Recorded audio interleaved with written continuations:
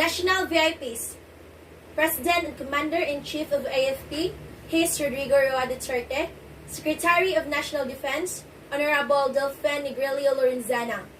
Military VIPs, Chief of Staff of AFP, General Andres C. Centino, AFP, Commanding General of Philippine Army, General Romeo S. Bronner Jr., AFP, Commander of Army Reserve Command, Major General Fernando V. Felipe, Philippine Army, Group Commander of 9th Regional Community Defense Center, Colonel Patricio S. Tumales, Infantry General Staff Corps, Philippine Army, Commanding Officer of 902nd ZDN Community Defense Center, Major Elijah V. Lamantas, Civil Engineer, Philippine Army, President of GERM-SU System, Dr. Delinda R. Lapot, NSTP Director, Dr. Rachel J. DeMille, NSTP Unit Head, Dr. Noel J. Lupicilio, Commandant of GERM-SU Army ROTC Unit, Major Elijah V. Lumantas, Civil Engineer, Philippine Army, Assistant Commandant, Second Lieutenant Nicanor B. Omnimaga, Reserve Philippine Army, Chief Clerk, Corporal Roderick C. Acoimo, Infantry, Philippine Army, Tactical Officer, Captain Cesar C. Bala, Reserve Philippine Army, Second Lieutenant Joe Peter M. Villaruz, Reserve Philippine Army.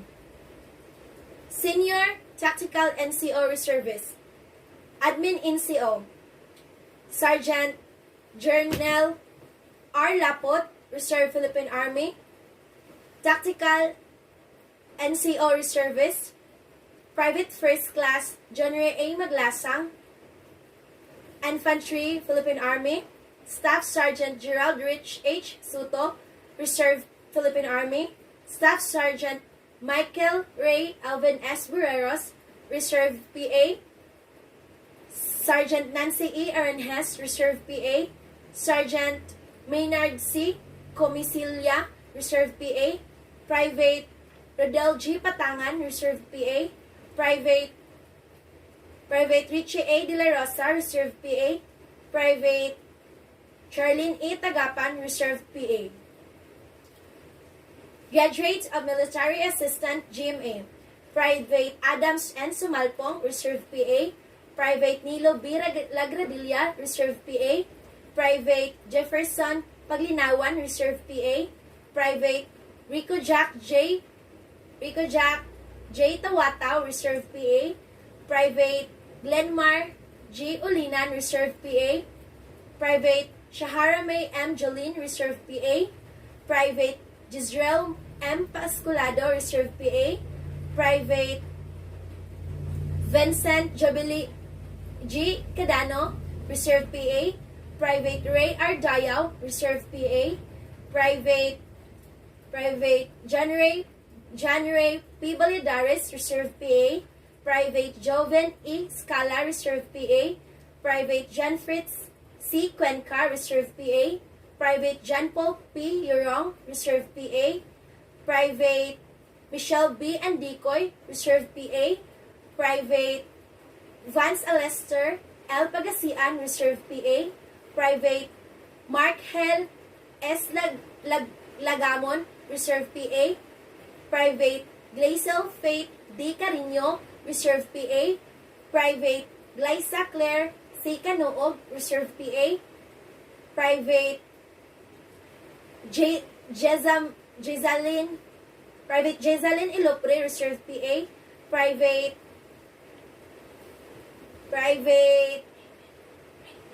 Mabel B. Singkay, Reserve PA. Brigade Corps Commander, Cadet Colonel J. P. Montede Ramos, ROTC First Class, Executive Officer, Disciplinary Officer, Cadet Lieutenant Colonel Roderick L. Cadorna, ROTC First Class, Brigade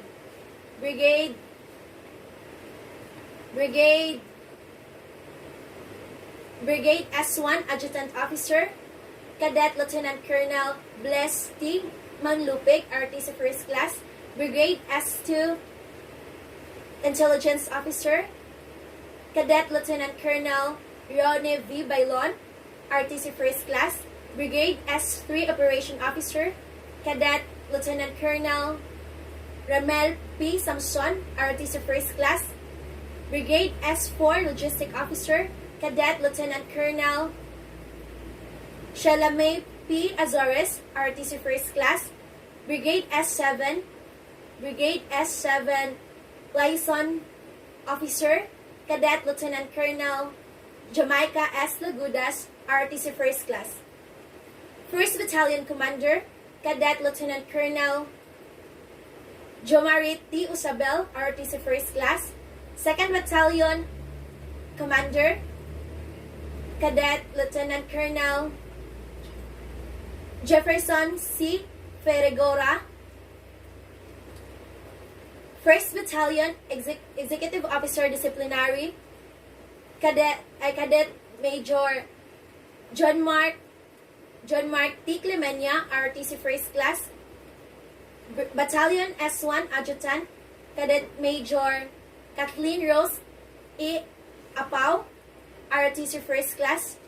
Battalion S2 Intelligence, Cadet Major Jericho T. Usabel, ROTC First Class. Battalion S3 Operation, Cadet Major Jason A. Hamarulin, ROTC First Class.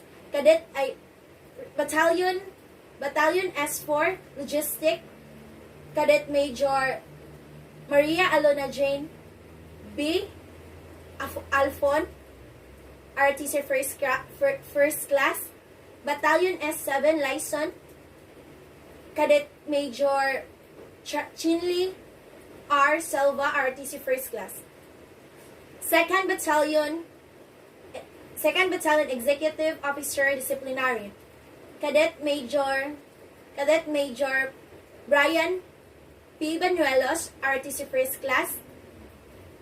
Battalion S1 Adjutant, Cadet Major Robilin B. Magnawong, ROTC First Class. Battalion S2 Intelligence, Cadet Major Hansel D. Zuzubrado, ROTC First Class. Battalion S3 Operation, Cadet Major Raymart O. Lakaya, ROTC First Class. Battalion S4 Logistic, Cadet Major Mary Joy C. Maghinay, ROTC First Class. Battalion S7 Liaison, Cadet Major Rowella Bernadette B. Kinlog, ROTC First Class. Cadet Major Mary Chris A. Lidama, ROTC First Class. Cadet Major Aaron J. Kalasang, ROTC First Class. Cadet Major Stephen J. F. Takliad, ROTC First Class. Cadet Major Jovinal P. Katilog, ROTC First Class. Cadet Major Christian G. De La Serna, Cadet Major Christian G. Sardane, ROTC First Class. Cadet Major Arian Faye N. Palangan, ROTC First Class. Cadet Major Baby Janela G. Cañete, ROTC First Class. Cadet Major Gino A. De La Carbonilla, Cadet Major Gino A. Carbonilla, ROTC First Class. Cadet Major Ken O. Dampaila, ROTC First Class. Cadet Major Raymart S. Anyo, ROTC First Class. Cadet Major Brittany D. Cadet Major Brittany D. Atig, ROTC First Class. Cadet Major Rickman V. Cabanag, Cadet Major Rickman D. Cabanag, ROTC First Class.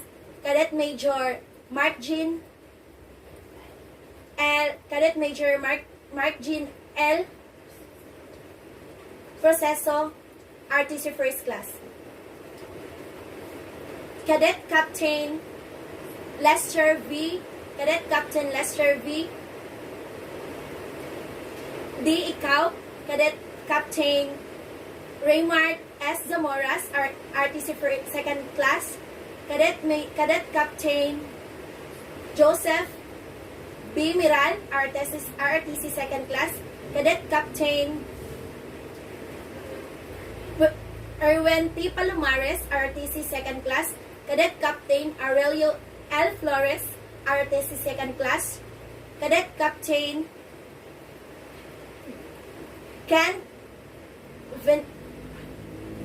Cadet Captain Ken Troy F. Maghanoy, RTC Second Class. Cadet Captain Rowan Vincent A. Sumanduran, ROTC Second Class. Cadet Captain Jefferson N. Makiling, ROTC Second Class. Cadet Captain Blaze Jason H. Iting, RTC Second Class. Cadet Captain May Angel C. Cadet Captain May Angel C. Kunato, ROTC Second Class. Cadet Captain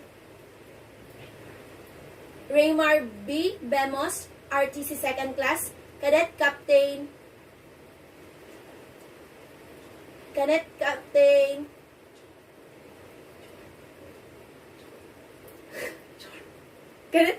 Jonathan G. Cadet Captain Jonathan D. Cabanag. Cadet Captain Kevin M. Dilicano, RTC Second Class. Cadet Captain Lench Kyle S. Abapo, RTC Second Class. Cadet Captain Lovell Jane T. Maginsay, RTC Second Class. Military professionalism. Men who adopt the profession of arms submit to their own free will to the law of perpetual constraints of their own accord. They reject the right to live where they choose, to say what they think, to dress what they like.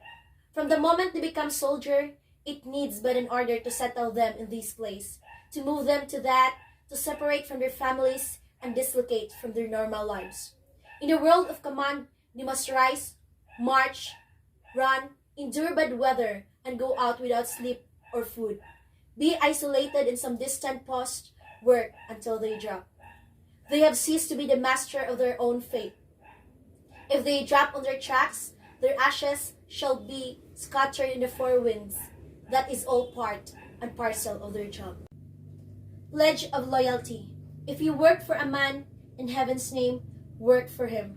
Speak well of him and stand by the institution that he represents. Remember that an ounce of loyalty is worth a pound of cleverness. If you must growl, condemn and eternally find fault, why not resign your position? But if you are in the outside, damn your heart's content. But as long as you are part of this institution, do not condemn it. If you do, the first high wind that comes along will blow you away, and probably you'll never know why. Military courtesy.